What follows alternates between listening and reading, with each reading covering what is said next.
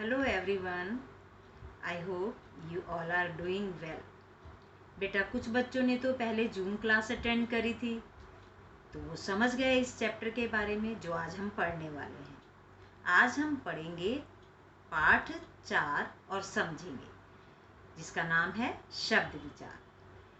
ये स्पेशली उन बच्चों के लिए क्लास है जिन्होंने जूम क्लास अटेंड नहीं की, और बाकी बच्चों के लिए रिवीजन भी है। ऐसा रिवीजन हम इस क्लास को चयन करेंगे। तो सभी रेडी है ना? तो आज हम पढ़ेंगे पाठ 4 शब्द विचार। बेटा, शब्द क्या है? शब्द वर्णों के सार्थक मेल से बनते हैं, ये हम सभी जानते हैं। हम क्लास 2 से इस पाठ को पढ़ते आए हैं और समझते आए हैं। क्लास 5 में भी हमने पढ़ा है ना, पिछली क्लास में।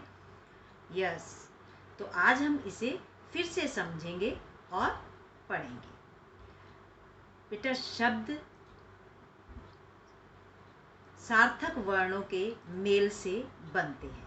अब एक शब्द सीडी स्क्रीन पर आएगी, पहले हमने वो देखनी है, पढ़नी है। इसमें कुछ शब्द दिए हैं, वो हमने देखने हैं, जैसे कौवा, आदमी, मीनार, रथ, थर्मस, सफल, लहसुन, नगर, रहीम, महिमा, माखन, नकलची। इन शब्दों का कोई ना कोई अर्थ होता है, और ये शब्द कैसे बने? वर्णों के सार्थक मेल से। बेटा, अब शब्द क्या है इसके बारे में जानते हैं, उसकी परिभाषा को देखते हैं। हम स्क्रीन पे पहले पढ़ेंगे, फिर उसके बारे में समझेंगे। वर्णों के सार्थक समूह को शब्द कहते हैं। वर्णों का ऐसा समूह जिसका निश्चित अर्थ होता है, वह शब्द कहलाता है।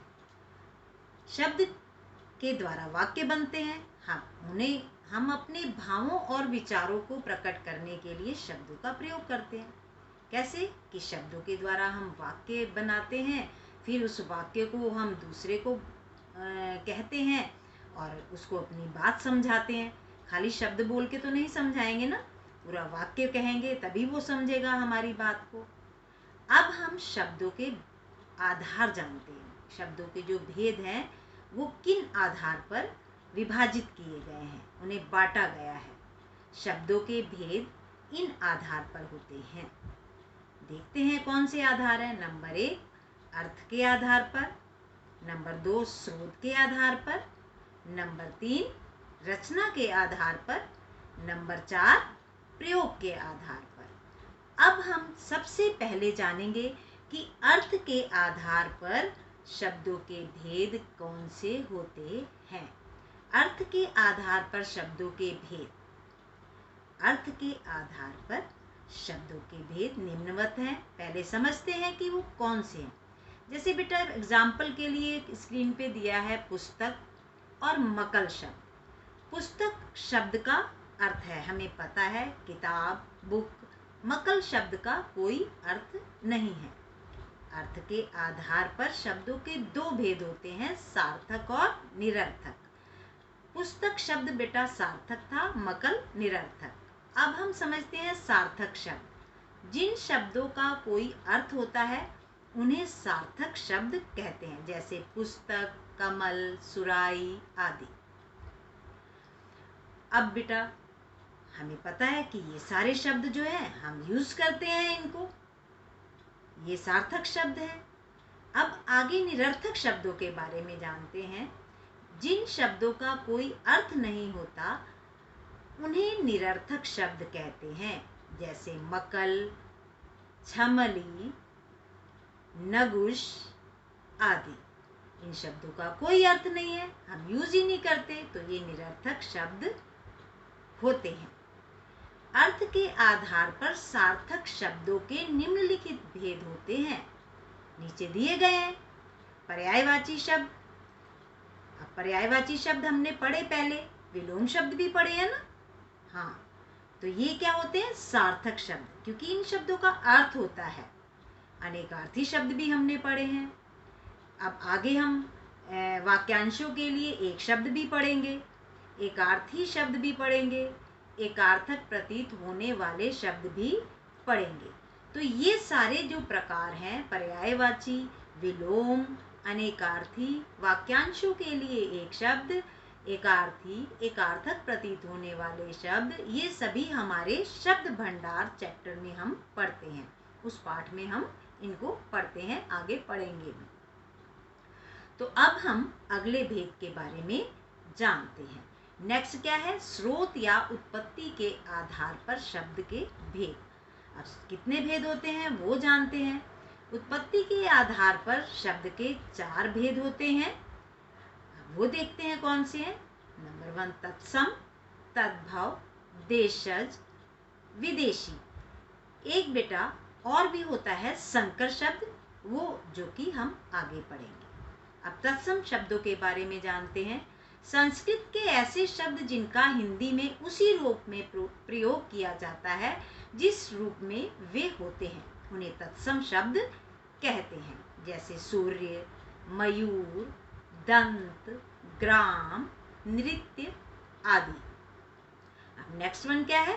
तद्भव शब्द। तद्भव शब्द संस्कृत के जो शब्द कुछ परिवर्तन के साथ हिंदी में प्रयुक्त होते हैं, उन्हें तद्भव शब्द कहते हैं। जैसे चंद्र से चांद, सर्प से सांप, मुख से मुंह आदि। अब देशज शब्द कौन से हैं?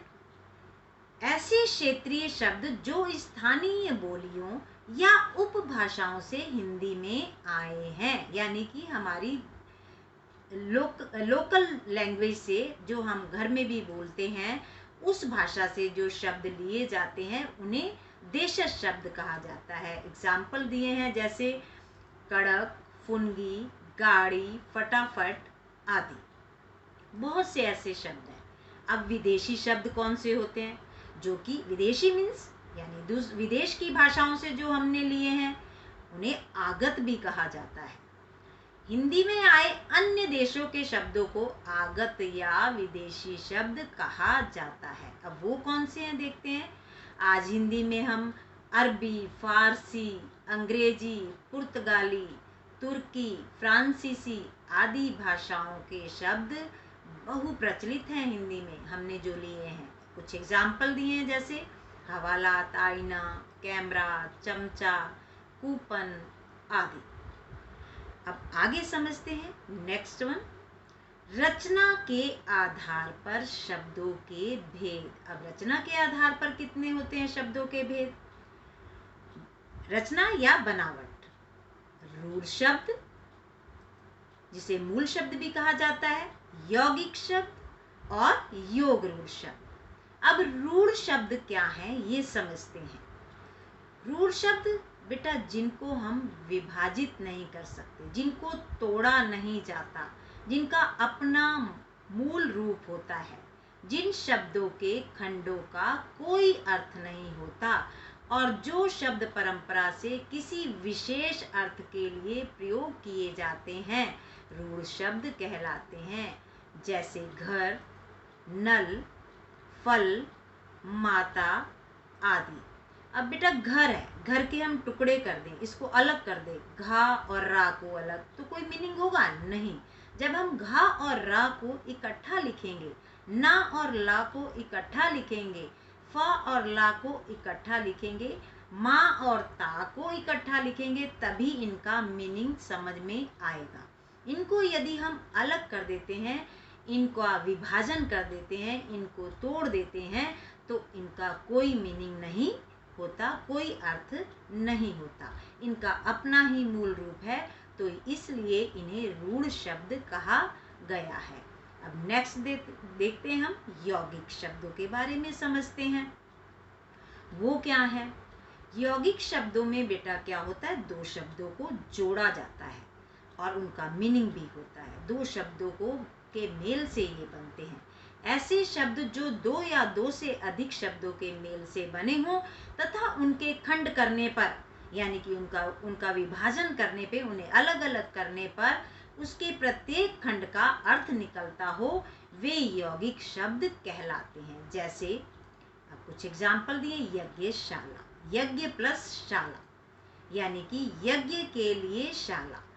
यज्ञ शाला मीन्स स्थान, एक स्थान बना होता है हवन करने के लिए, यज्ञ करने के लिए, उसे यज्ञशाला कहा जाता है। तो इन दोनों शब्दों का ही अर्थ है। यज्ञ मीन्स हवन, शाला मीन्स स्थान या घर उसका जहाँ पे हम यज्ञ करते हैं। अब हिमालय, इसको भी विभाजित करके बनाया गया है, ये दो शब्दों से मिलकर बना है। कौन से हैं?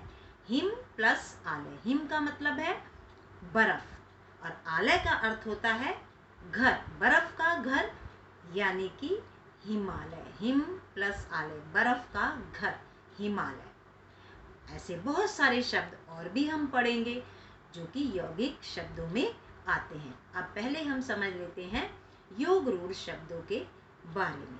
योग रूढ़ शब्द क्या है? ये भी दो या दो से अधिक शब्दों को मिलाकर बनते हैं। इनका एक विशेष अर्थ होता है। ऐसे यौगिक शब्द जिनका प्रयोग किसी विशेष अर्थ में ही होता है उन्हें योग रूढ़ शब्द कहते हैं। होते ये भी यौगिक हैं, दो शब्दों से मिलकर बने होते हैं, लेकिन इनका अर्थ विशेष होता है, अलग सा हट के निकलता है। अब जैसे दशानन, आनन मीन्स होता है बेटा मुख, दश प्लस आनन, 10 हैं मुख जिसके, कौन थे वो? रावण। लंबोदर, लंबा है उदर, उदर मीन्स पेट, लंबा है उदर जिनका, पेट जिनका, कौन थे? गणपति जी, गणेश जी, ये उनके लिए ही शब्द प्रयोग किया जाता है। नीलकंठ, नीला है गला जिनका, कंठ मीन्स गला, कौन है? भगवान शिव जी।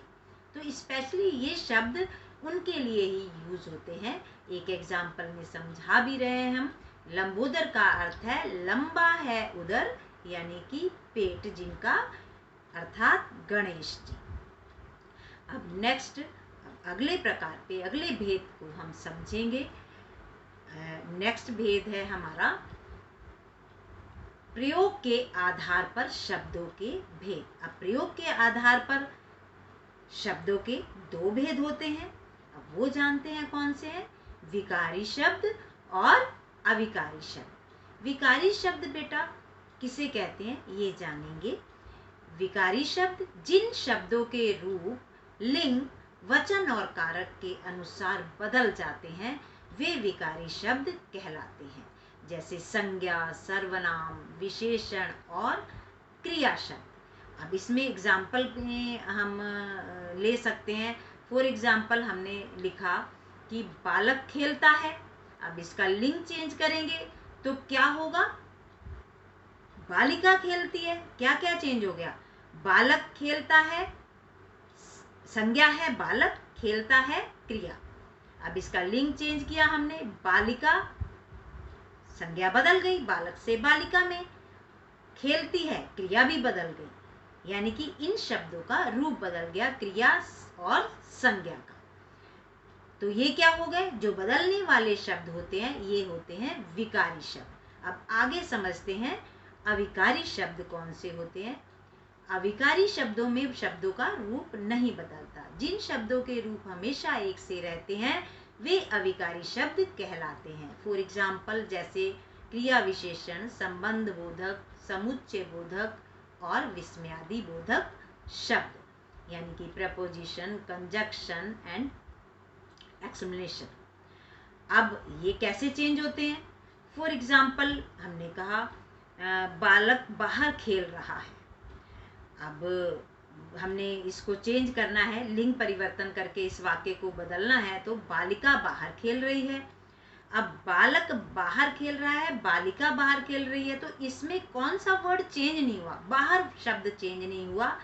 बालक और बालिका, बालक का बालिका बन गया, खेल रहा का खेल रही है। तो जो शब्द चेंज हो गए वो हो गए विकारी शब्द। जो नहीं बदला, जिसमें बदलाव नहीं आया, वो हुआ अविकारी शब्द। वो क्या हुआ? बाहर। तो आज हमने समझा शब्दों के बारे में और उनके भेदों के बारे में। आई होप सबको ये चैप्टर समझ में आ गया होगा। तो कुछ स्क्रीन पर हमारे तत्सम और तद्भव शब्द आ रहे हैं, हमने इनको अच्छे से लर्न करना है।